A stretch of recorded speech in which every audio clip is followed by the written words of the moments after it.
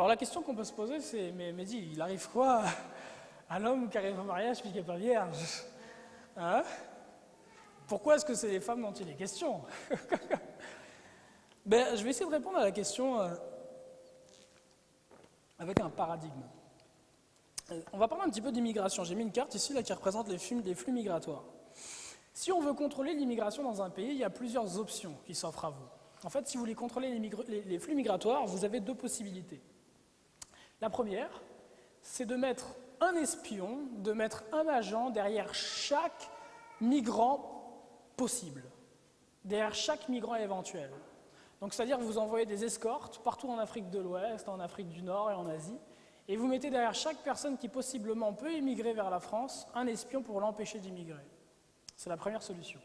La deuxième solution, c'est que vous dites, ok, on va leur laisser faire leur jeu, mais ce qu'on va faire, c'est qu'on va mettre une barrière tout autour de la France. On va être présent aux frontières, on va empêcher les gens de passer aux frontières. C'est laquelle qui est la plus simple à mettre en place de ces deux solutions? Là, la deuxième. La deuxième est la plus simple à mettre en place. Qui choisit d'ouvrir la porte d'une maison? Est-ce que c'est celui qui veut rentrer ou est-ce que c'est celui qui est dans la maison? C'est celui qui est dans la maison qui choisit d'offrir son lit et l'hospitalité à celui qui veut rentrer. Autrement, si une personne rentre dans la maison sans avoir l'autorisation et l'hospitalité de la personne qui habite dans la maison, on l'appelle un voleur. Oui ou non? Ou un brigand. C'est donc celle qui est dans la maison qui choisit si elle offre l'hospitalité. Et laissez-moi vous dire que c'est la même chose par rapport à la sexualité. Ce n'est pas à l'homme de choisir s'il peut rentrer dans telle ou telle femme, c'est à la femme de dire « Ok, tu rentres ou tu ne rentres pas ».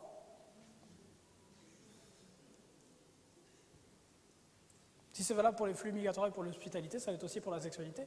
Et c'est comme ça que Dieu le présente dans la parole de Dieu. C'est comme ça que Dieu le présente. Notez aussi une chose, c'est qu'un homme qui a des rapports sexuels en dehors du mariage est irresponsable et pêche. Mais une femme qui a des rapports sexuels en dehors du mariage l'est beaucoup plus. Je peux aller vers n'importe quelle femme et vivre dans la fornication, en ressortir aussi propre quasiment que j'y suis entré. Mais la femme ou les femmes vers qui je serai allé, si elles tombent enceintes, ont une vie entre leurs mains. Une responsabilité pour une personne qui vivra peut-être 80, 90 ans sur cette terre. Et qu'elles élèveront sans père.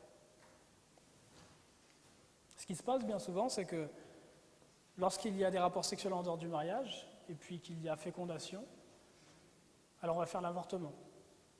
Et c'est moi de vous dire que selon la parole de Dieu, avorter, c'est commettre un crime. C'est un meurtre. C'est un meurtre. Qui est capable de dire à quel moment c'est un être humain qu'il y a dans le ventre de la femme et à quel moment ça n'est pas un être humain? Commettre l'avortement, c'est commettre un crime. Alors vous me direz, oui, mais pour les femmes qui se font violer. Donc parce qu'elle s'est fait violer, elle va commettre un crime contre un enfant innocent? Si vous n'en voulez pas dans l'enfant, accouchez-le et donnez-le. L'adoption existe, c'est une solution. Le mieux est encore de se préserver jusqu'au mariage. Chamfort disait ceci, les naturalistes disent que dans toutes les espèces animales, la dégénération commence par les femelles. Les philosophes peuvent appliquer au moral cette observation dans la société civilisée.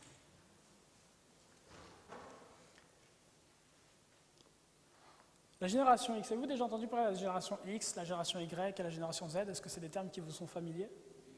Ouais. La génération X, en fait, c'est la génération qui m'a précédé.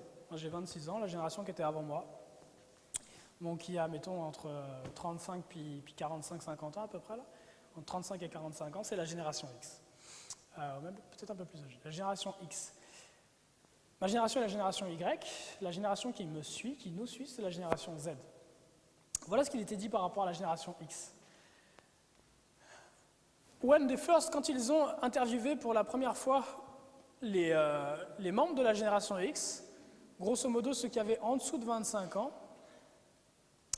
shocked a more traditional British public. Ok, cela a choqué le public traditionnel britannique. Still smarting from the... Ok, encore très ancré dans l'austérité qui a suivi les années de la guerre.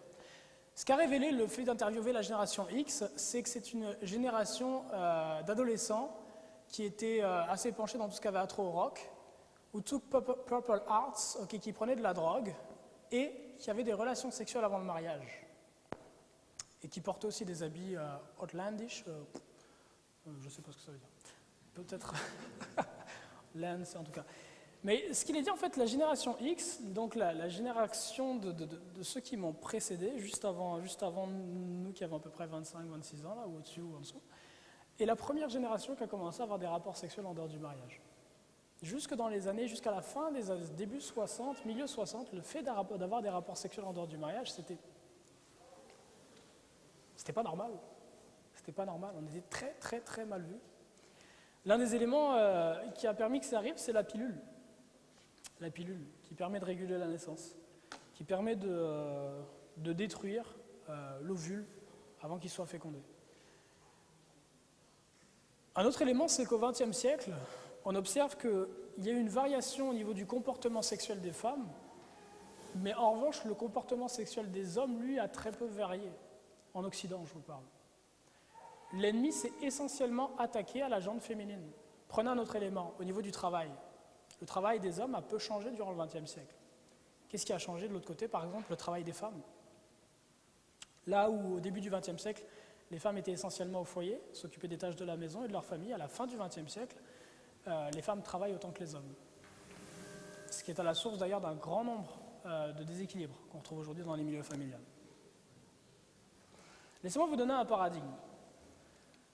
Alors ce que j'ai montré ici, là, c'est une brosse à dents. Vous connaissez tous ce qu'est une brosse à dents? Ouais. Ok.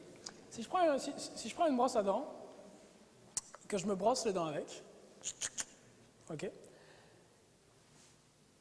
et puis que je viens voir le jeune homme qui est assis ici, Herman, c'est ça? Et puis Herman se brosse les dents avec aussi. Et puis je viens voir ici, c'est Joël, c'est ça? Puis Joël se brosse les dents aussi avec. Ok, donc on est déjà 3 à s'être brossé les dents avec. Comment tu t'appelles? Cindy? Si je te propose la brosse à dents, tu veux bien te brosser les dents avec? Non? Pour quelle raison? Là? Ok. Si je prends un yaourt, et puis j'ouvre l'opercule du yaourt, tac. Et puis là je plonge mon doigt dedans, je mets dans la bouche, je prends un peu de ce yaourt-là, et puis je viens voir la demoiselle qui est ici, prends un peu de yaourt, elle va mettre son doigt dedans, et puis en prendre, puis toi aussi, puis toi aussi. Et puis une fois que j'ai fait ça, comment tu t'appelles? Gary. Gary? Ok, Gary, tu en veux de mon yaourt? Non? Pourquoi? Parce que je sais pas où t'as mis tes doigts. Ah.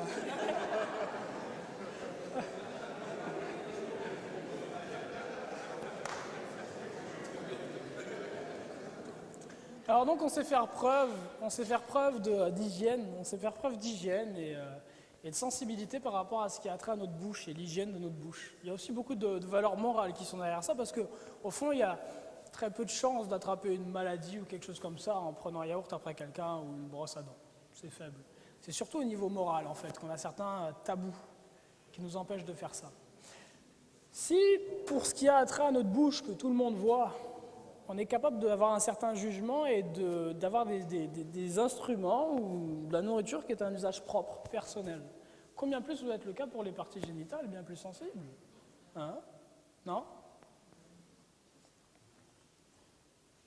Puis un yaourt, quand on l'a ouvert, ça commence à pourrir après en plus. Hein?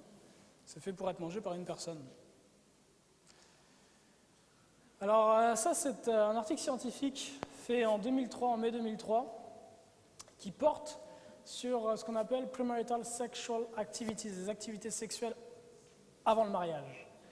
Vous entendez souvent dire à la radio, à la télévision, que l'endettement des ménages explique le taux de divorce. Vous entendez souvent dire à la radio, à la télévision, que l'échec scolaire des enfants peut être un facteur qui explique le taux de divorce. Par contre, il y a un élément dont vous entendez rarement parler. C'est les activités sexuelles avant le mariage. Est-ce qu'elles peuvent expliquer le taux de divorce? C'est intéressant parce que lorsqu'on s'y penche un petit peu, on constate que les activités sexuelles prémaritales peuvent quasiment à elles seules expliquer le taux de divorce et tout ce qui va avec. D'ailleurs, un élément intéressant, c'est que, vous le savez, avant les années 60, le divorce était quelque chose qui n'existait quasiment pas. C'était tout à fait marginal. De la même façon, les activités sexuelles avant le mariage, avant les années 60, n'existaient quasiment pas. C'était très marginal. Et les deux, lorsque la première génération, la génération X, a commencé à avoir des activités sexuelles avant le mariage, c'est aussi cette première génération-là qui va commencer à connaître des taux de divorce élevés. Avoir au moins une relation intime avant le mariage est relié à une hausse de risque de divorce allant de 53 à 166%. Il y a un risque de dissolution maritale substantiellement plus élevé si la femme a eu à la fois des relations sexuelles avec un autre homme et cohabité avec lui. 166% versus 53% versus le gap de 53 à 119%. Pour les autres éléments en rapport avec les relations incluant quelque autre que l'époux, une différence qui est statistiquement significative. C'est énorme. Pour 5 minutes de plaisir, peut-être un petit peu plus pour certains,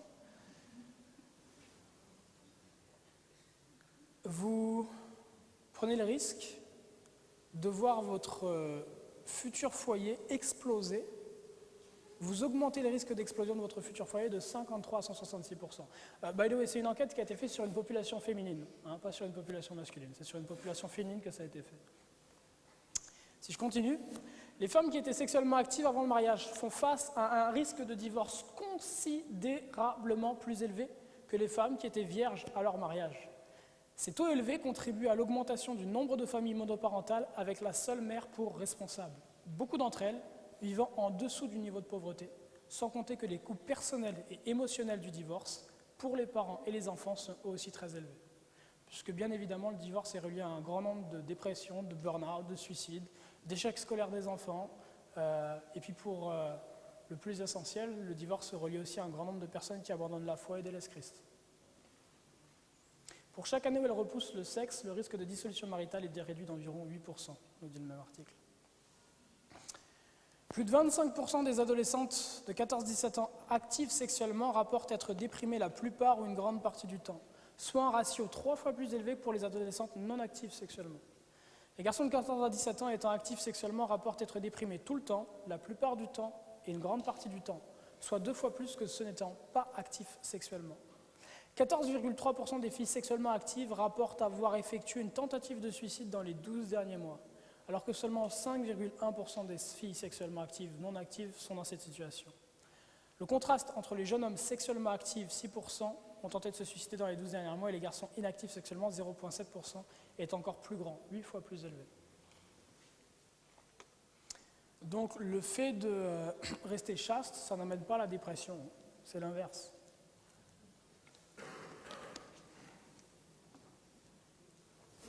Dans 1 Corinthiens 11, verset 7, il dit quelque chose de magnifique. Il dit « La femme est la gloire de l'homme ».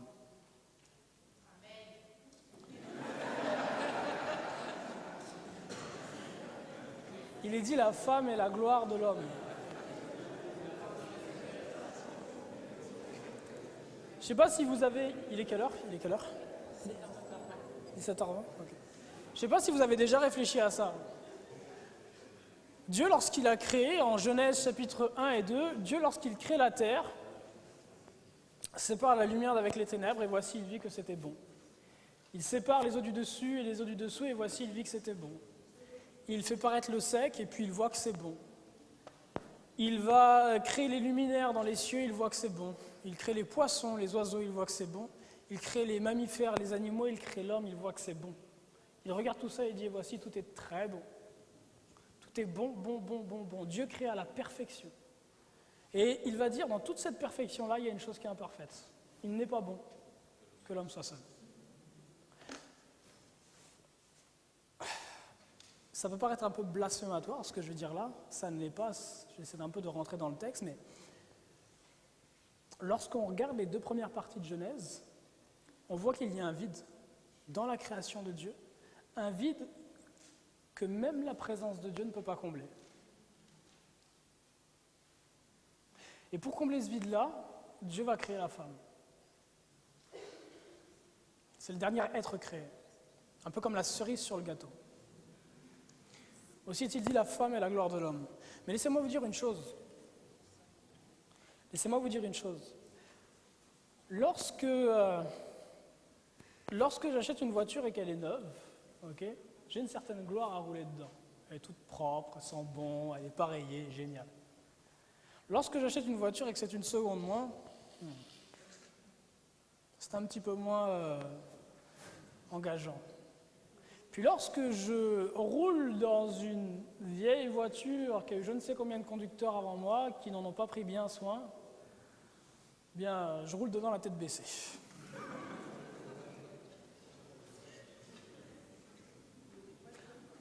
Hein? Ben, justement, non. Justement, non. Justement, souvent j'entends dire que oui, mais comment peux-tu dire à deux personnes de se marier si elles n'ont jamais couché ensemble? Il faut bien s'essayer. Là, regarde, une paire de chaussures, avant que tu l'achètes, tu l'essayes. Ben, je pense justement qu'une femme, c'est pas une paire de chaussures. Puis je pense qu'une femme, c'est pas une voiture. Ça a bien plus de valeur que ça. Et j'ai pas besoin de mettre mes pieds dedans avant de la marier.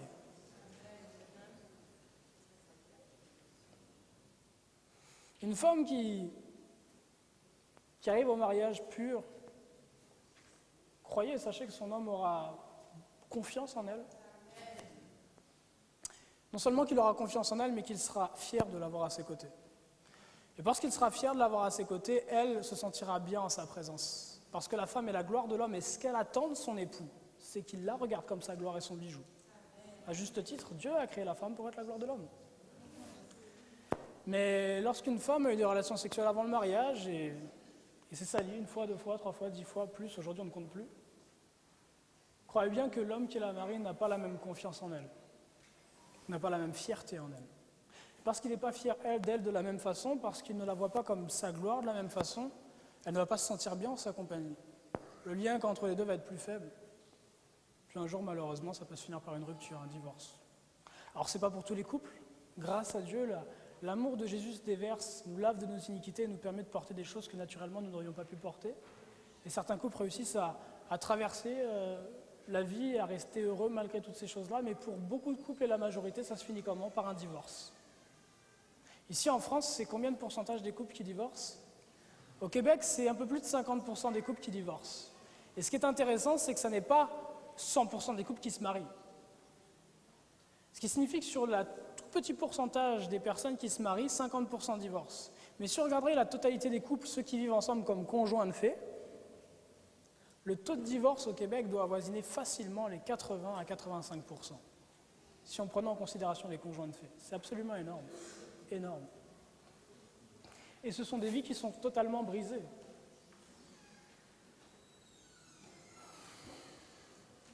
Parlons des relations prémaritales, si vous voulez bien. Parce que oui, ok, mais dit, donc on ne doit pas coucher ensemble avant le mariage. Mais à quoi ressemblent les relations entre un homme et une femme avant le mariage? À quoi ressemblent-elles?